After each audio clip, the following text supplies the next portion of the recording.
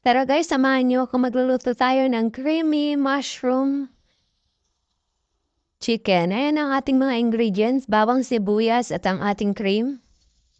At ang ating chicken na binabad na sa ating asin at paminta. Ang ating mushroom at yung petsay naglagay ako para may konting gulay. At ayan na nga guys, masisimulan na tayong magluto ng ating chicken. Nagpainit muna ako ng pan, tapos ilalagay na natin ang ating chicken. Yan. Piprito-prituhin lang muna natin ang ating chicken. Bago tayo mag-gisa, ayan guys. Isa-isahin muna natin ang ating chicken. At pagkatapos niyan guys, magigisa tayo pagkatapos nating prituhin ang ating chicken. So ayan na nga guys, kwenta muna tayo.